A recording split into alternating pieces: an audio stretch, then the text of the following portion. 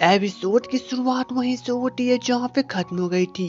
अब यहाँ पे सोरिम बहुत ज़्यादा घबराई हुई है और काफ़ी नर्वस है कि वो सिंगिंग कर पाएगी या फिर नहीं। लेकिन यहाँ पे सोरिम धीरे धीरे सिंगिंग करना शुरू करती है और जिसके बाद ये अचानक से मुस्कुराने लगती है और मुस्कुरा मुस्कुरा के सिंगिंग करती है। इसे देख के तो यहाँ पे कैंग वो भी काफ़ी हंसने लगता है।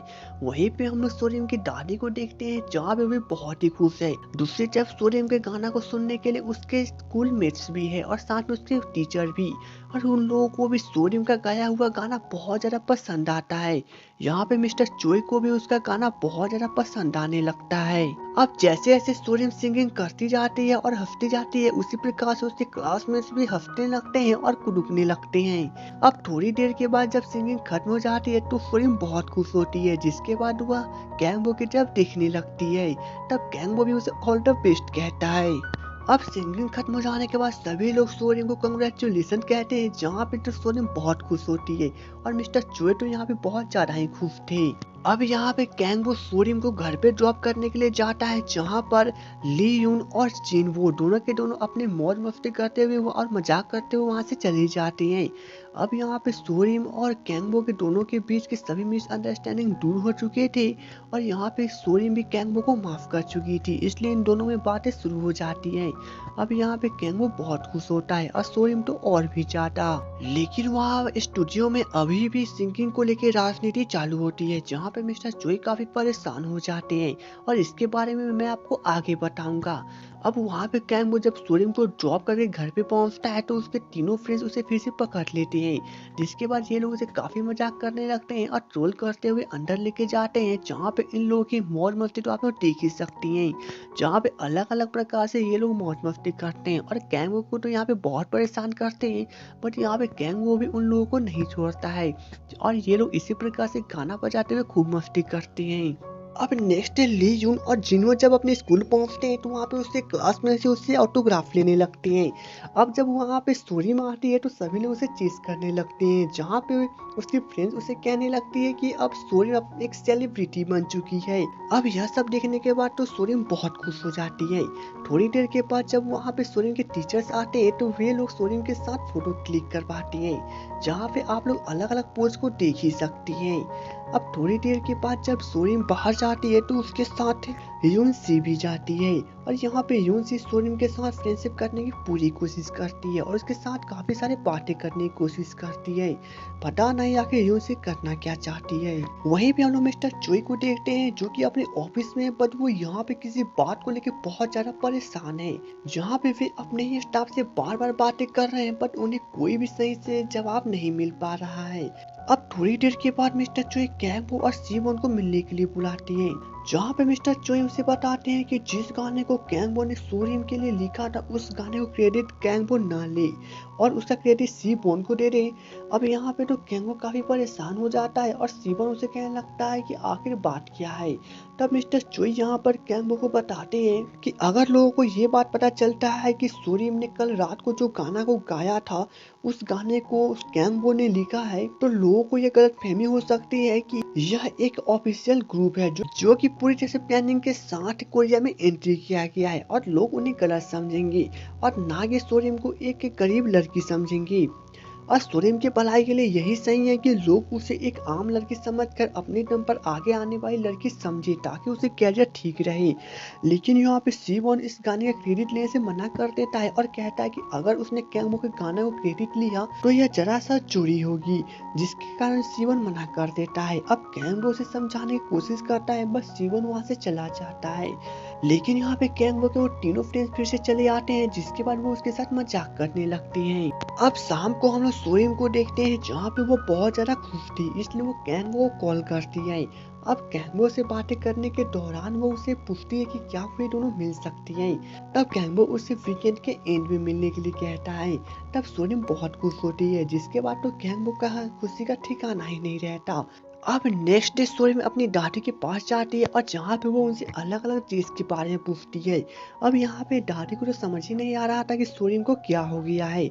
थोड़ी देर के बाद जब सोरिम कैंगबो से मिलने के लिए जाती है तो कैंगबो एक मिरर के सामने खड़ा होकर अपने बालों को ठीक कर रहा था। तब यहाँ पे सोरिम भी अपने बालों को ठीक करने लगती है। अब जब ये दोनों एक दूसरे को देखते हैं तो यहाँ पे नजारा दिखने लायक था। जिसके बाद ये दोनों आपस में बातें करने लगती हैं। थोड़ी देर के बाद गैंबो और सोरिम एक दूसरे के साथ डिनर करते हैं, जहाँ पे ये लोग काफी अच्छा टाइम स्पेंड करते हैं। अब जब गैंबो सोरिम को ड्रॉप करने के लिए जा ही रहा था, तभी उसकी नजर पड़ती है कि सोरिम का शूलेस खुला हुआ है, इसलिए वो उसे बांधने लगता है। बट यहाँ पे तो गैंबो सोरिम के फ्रॉक के स्मेल को ही सूंघने लगता है। अब सोरिम यह देखती है तो उसे गलती से किक कर देती है, जिसके बाद गैंबो को बहुत दर्द होता है और यहाँ पे सोरिम को भी काफी बुरा लगता है, इसलिए वह गैंबो से माफी मांगती है और परेशान होकर चली जाती है। लेकिन यहाँ पे तो गैंबो का हालत बहुत खराब हो चुका था और वो सही से चल भी नहीं पा रहा था। लेकिन वहीं पे हम लोग सोरिम को देखते हैं, जहाँ पे वो बहुत ज्यादा ही खुश थी, बट वो थोड़ी सी परेशान भी थी कि उसने गैंबो को किक कर दिया है। जिसके बाद वो वहीं पे लेट जाती है और अपने आप को कुफने लगती है। अब जब उसकी दादी उसे देखती है तो वो कहने लगती है कि सच में इस लड़की का दिमाग ही खराब हो गया है और उसे जल्द से जल्द सोने के लिए कहती है। अब वहीं पे गैंबो अपने घर पे पहुंचता है, जहाँ पे वो बहुत ज्यादा खुश था, इसलिए वह सोरिम के लिए एक बहुत ही अच्छी सी गाना को बनाता है।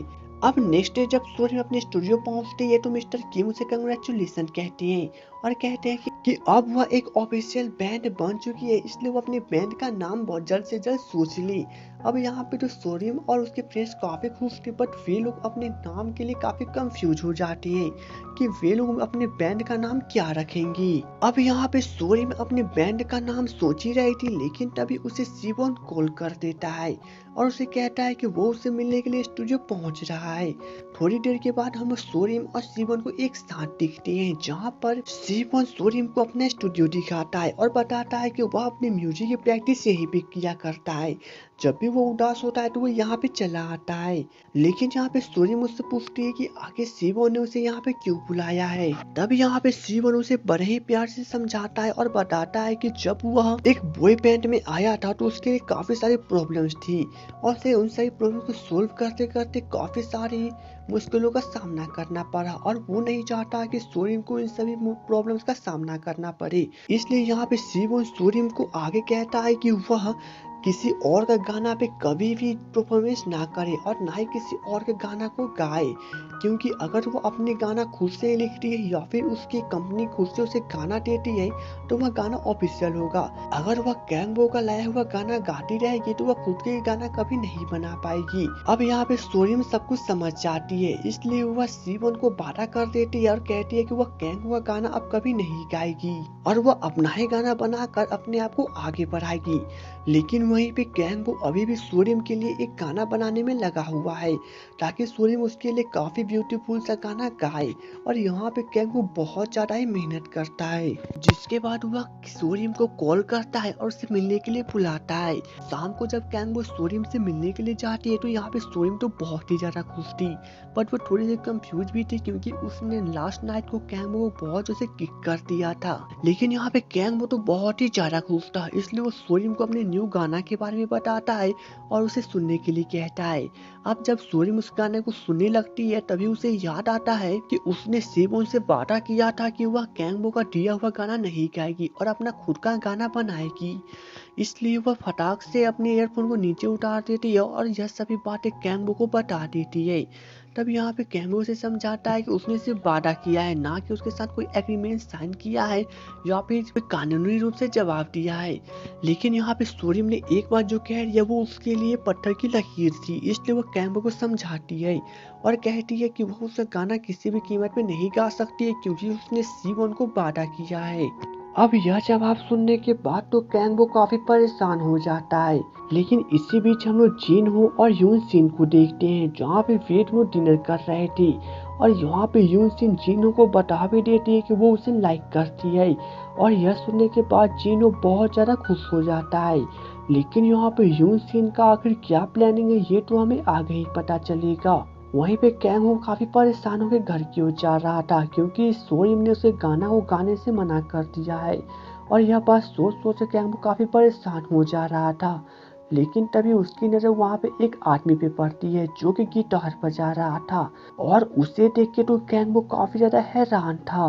अब यहाँ पे जब यह आदमी गैंगबो को देखता है तो वो उसे कहता है कि मिले हुए बहुत दिन हो गए और तुम कैसे हो कैंगबो। लेकिन यहाँ पे यह सुनने के बाद तो कैंगबो के पैर से जमीन ही खिसक जाती है, जिसके बाद वो काफी घबरा जाता है और परेशान हो जाता है।